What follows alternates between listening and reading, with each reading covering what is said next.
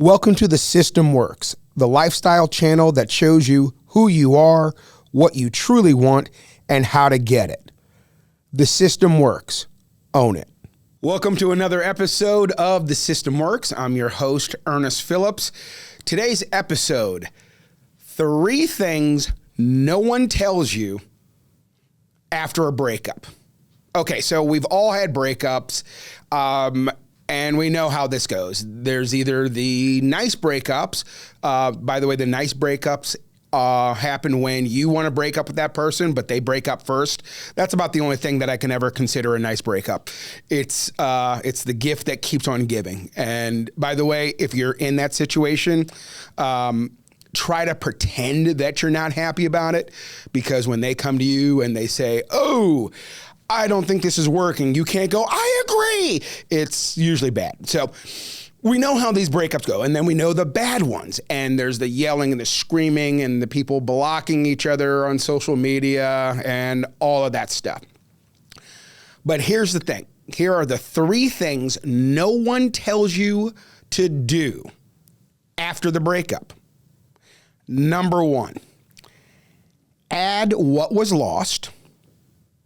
Number 2, add what was good. And 3, add what is new. So I'll explain those a little bit more. But again, so it's add what was good, add what was lost, add what is new. Doesn't matter the order, just you have to get all 3. So here's the thing with breakups. People will typically blame someone. Now, a lot of people will blame themselves. And when they blame themselves, they will take way more credit for what went wrong than they need to. If they blame the other person, they will blame the other person way more for what went wrong than what they needed to. Now, on the flip side of that is if you've blamed them, you're going to downplay what you contributed. And if you blame yourself, you're going to downplay what they contributed. So when it comes to these relationships, we try to replace the person. And we think about, if we blame them, we want someone new. We want someone who is not like the old person.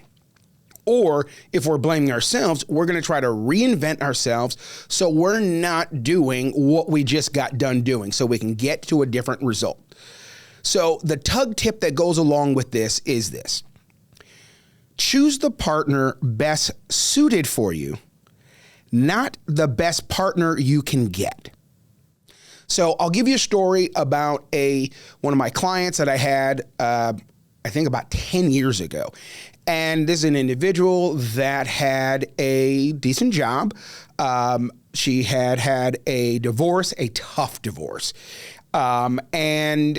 She blamed herself and went into a depression, and then she blamed him and then was just angry. And it affected her finances. It affected her self-esteem. I mean, her self-esteem was destroyed. She never thought she was going to be divorced. Everything caught her by surprise. And by the time I caught up with her in terms of coaching, she was in a sort of stable place, but she was on the carousel of relationships. The guys that she was dating, it really wasn't, they weren't going anywhere. They all had seemingly some of the same problems. And one of the things that came out in coaching was anytime she saw someone that was reminding her of her ex-husband, I mean, that was a cancel. That was an absolute not going to happen. Forget about it. And this kept her from seeing a lot of things. But one of the things that it kept her also doing is now she's trying to find guys that are exactly opposite of her ex-husband. So here's the problem with that. There were some good things about that guy. There were some reasons why she chose him in the first place. He wasn't 100% bad. Neither was she. So through the coaching, one of the things she finally figured out and what we were able to get to was the 3 things. Add what was good, add what was lost, add what is new. She started to think about what were some of the things that were good in the relationship, good about him. And she really did still like those things. She hadn't had those things in a long time because remember, she's looking for someone who's exactly not him. And then she started looking for the things that she had lost, that she had when it was there and with him, but no longer there.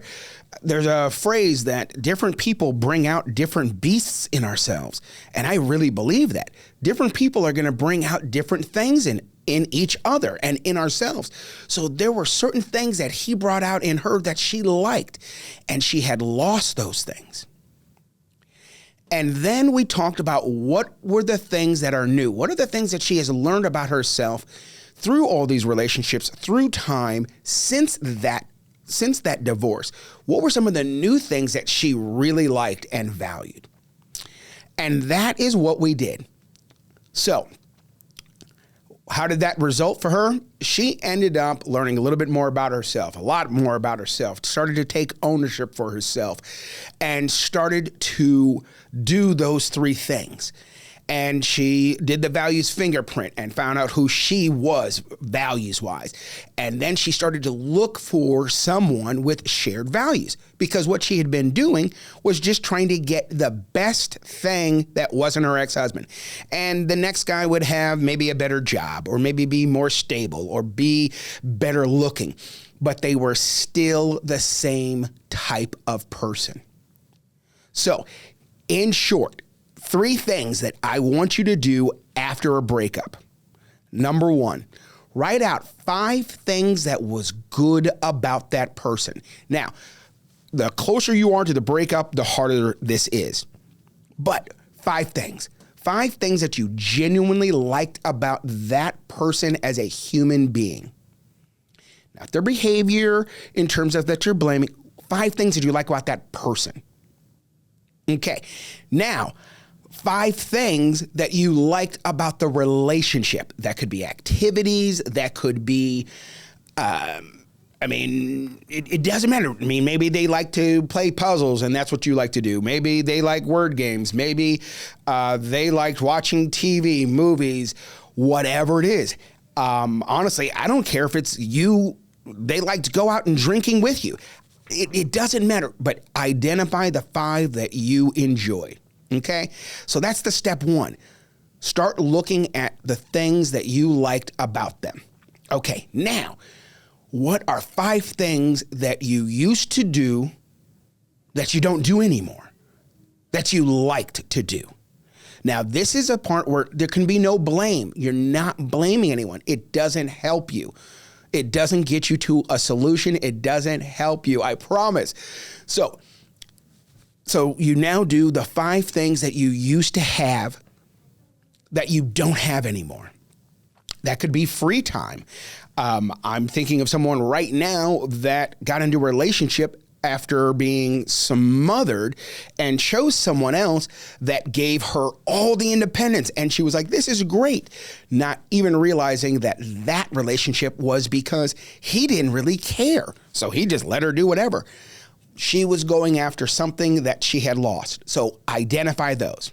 Then identify what are some things that you want to have in your next relationship. What are some things that you've learned along the way that you go, you know what I really want? I really want someone that talks more. I really want someone that talks less. There's a lot of people out there that do both. I think you can figure out which category I'm in. I'm the talk more guy. I'm learning how to be quiet, but obviously not right now.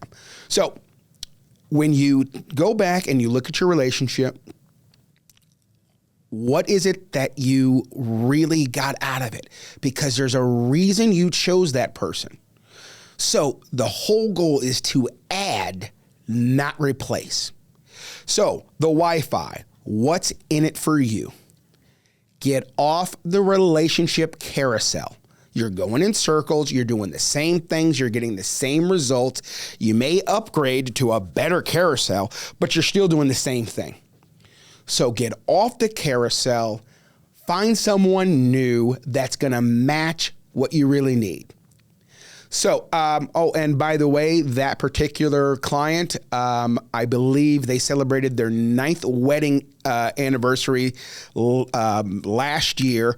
And this was a guy that, the first guy that she dated after the coaching, the first guy was nothing like any of the guys she had dated in the last years since her divorce. He didn't look the same. He didn't act the same. He didn't come from the same background. He was completely different. And then they got together. It was healthy, and they've been married for 9 years. So that's the potential out there of what doing these 3 things can do. So hit like, hit subscribe to the channel. We want you to keep coming back. Please do the comments, and we'll see you next time.